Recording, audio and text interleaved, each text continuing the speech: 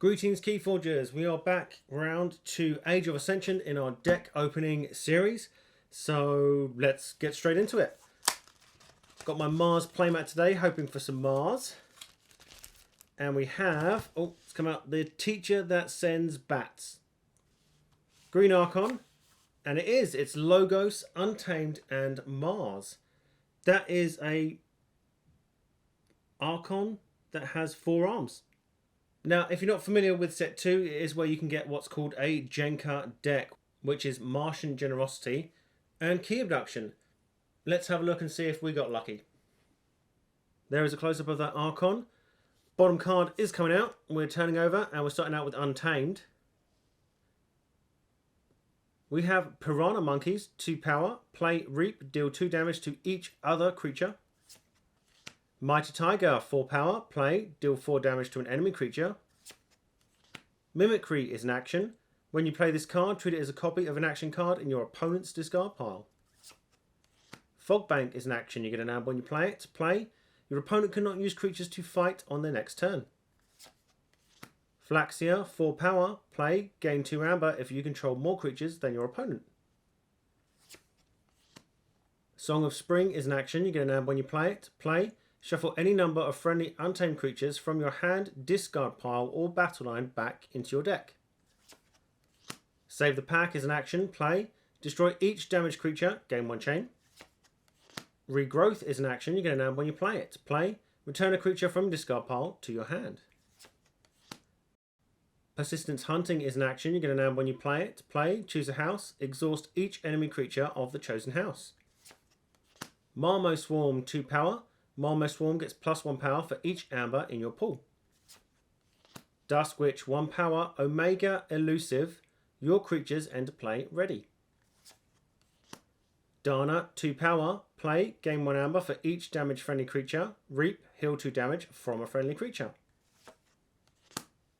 On to Mars, and we're starting out with a Stim Rager, 4 power, 2 armor, fight, deal 2 damage to a creature and move it to either flank of its controller's battle line. Sniffer is an artifact. You get an amber when you play it. Action. For the remainder of the turn, each creature loses elusive. Floexum Spike is an action. You get an amber when you play it. Play. If there are no friendly creatures in play, destroy each creature not on a flank.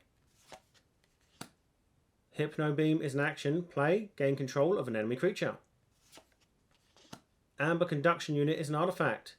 After an enemy creature reaps, if it is the first time a creature has reaped this turn, stun it. We have a Dominator, 9 power, 1 armor with taunt, and it enters play stunned.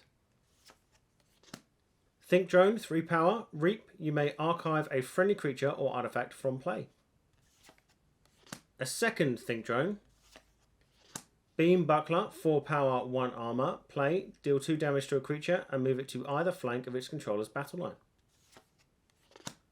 We have Fixed Finger, 2 power, 2 armor with elusive. Each other Martian creature gets +1 armor.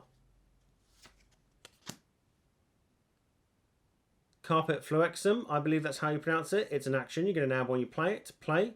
If there are no friendly creatures in play, deal 4 damage to each creature. A second Carpet Floexum. On to Logos now. We're starting out with Neutron Shark, 1 power, play, fight, reap. Destroy an enemy creature or artifact and a friendly creature or artifact. Discard the top card of your deck. If that card is not a Logos card, trigger this effect again. Jar Goggle, 2 power elusive. Play. Put a card from your hand face down under Jar Goggle. Destroyed. If it is your turn, play the card under Jar Goggle. Otherwise, archive that card. A second Jar Goggle.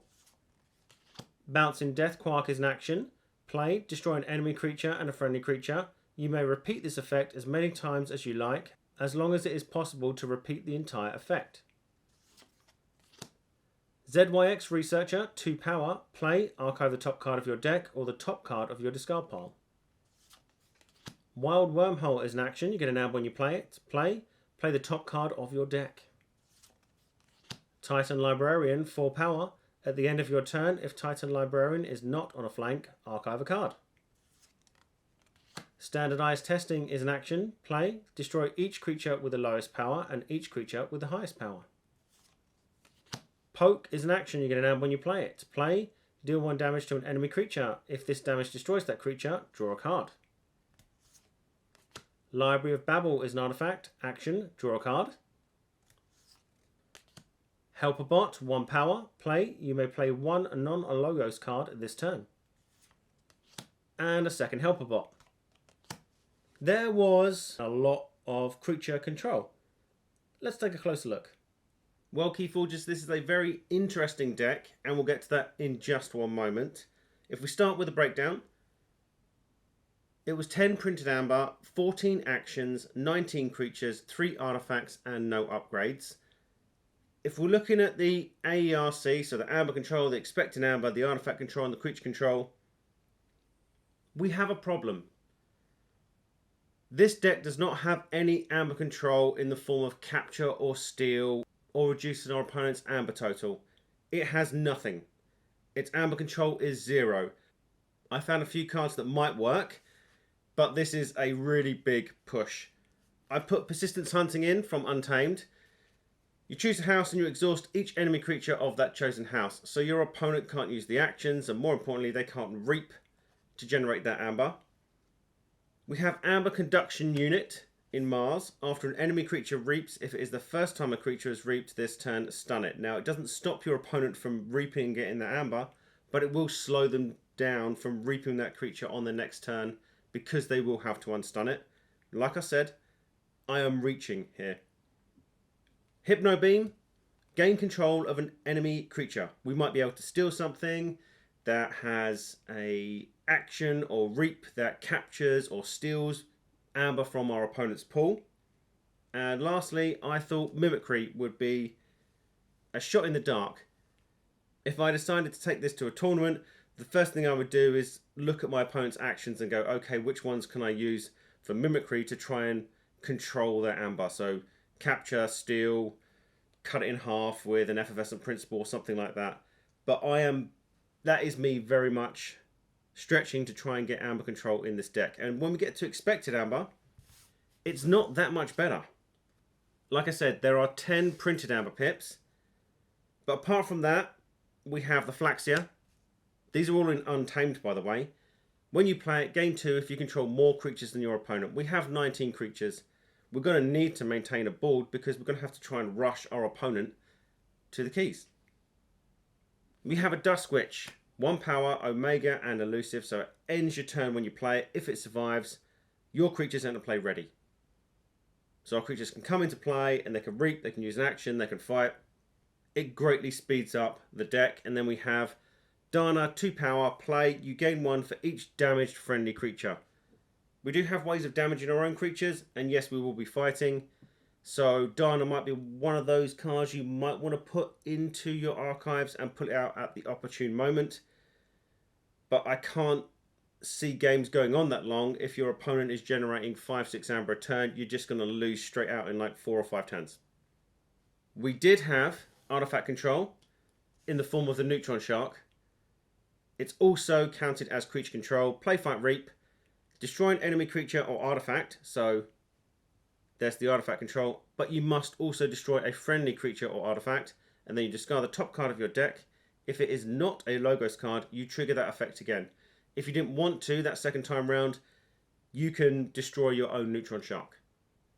We do have quite a few, I'm going to call them chump creatures. They're like 1 power and they have a good play effect.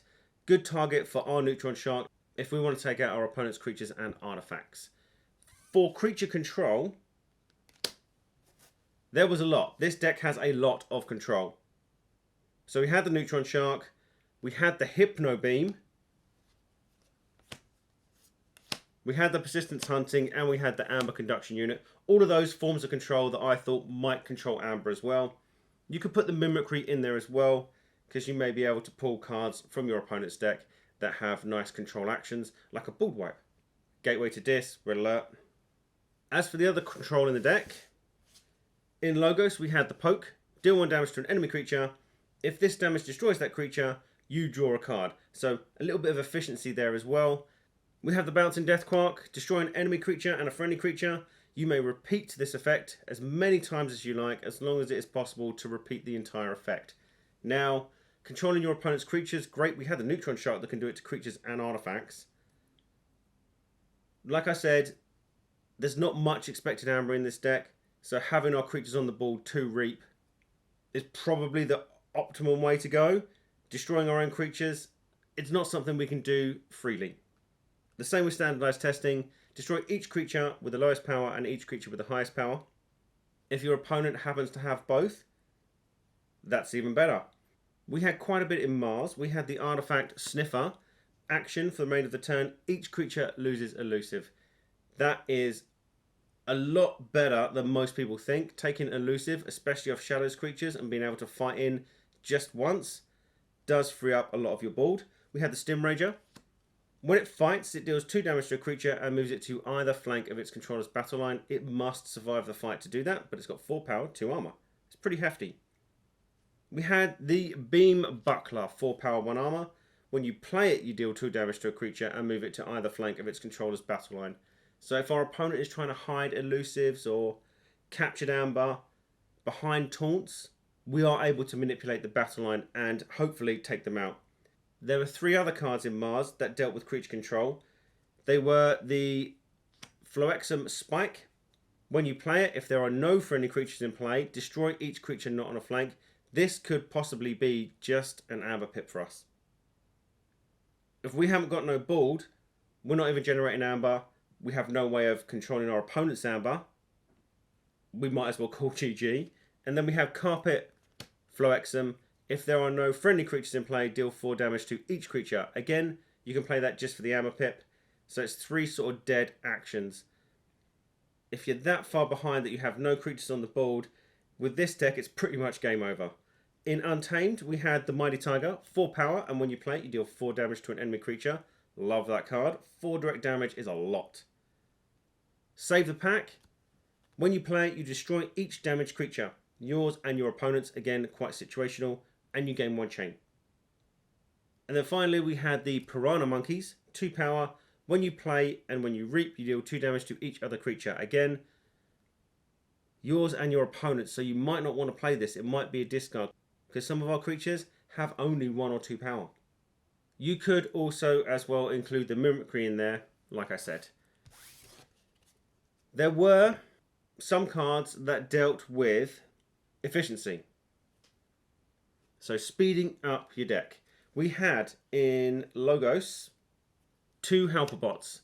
1 power creatures. When you play it, you can play 1 non-Logos card this turn. Yes, it's a 1 power creature, but it's still a creature, and the effect is awesome because it is a straight house cheat. You can play a card, it could be a creature, artifact, upgrade, or an action from either Mars or Untamed. Then we have Jar Goggle, 2 power elusive.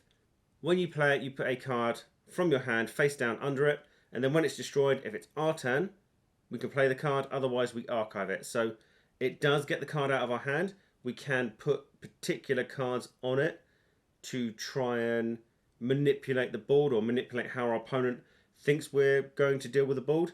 It is, in this deck, it's okay. There are some actions that probably won't come into effect at the time we want it if we put them under Jar Goggle, but we can also put the ones under there, like those Mars cards, that will just give us an amber pip and have no other effect on the board.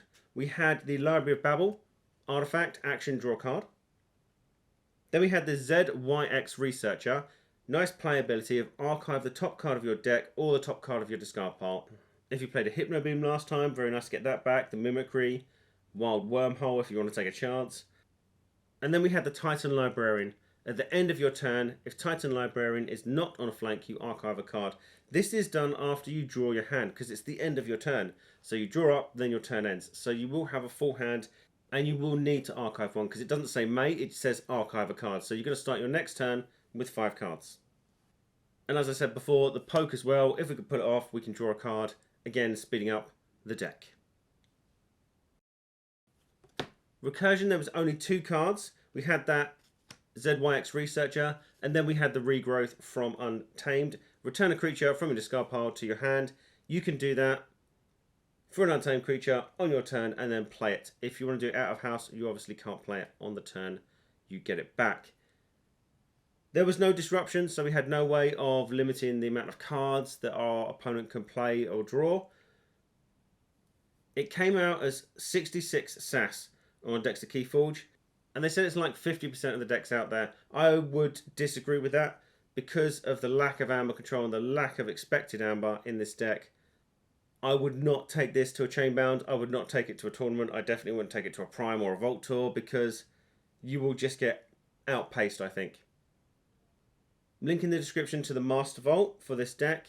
All that remains for me to say is good luck, have fun, keep forging.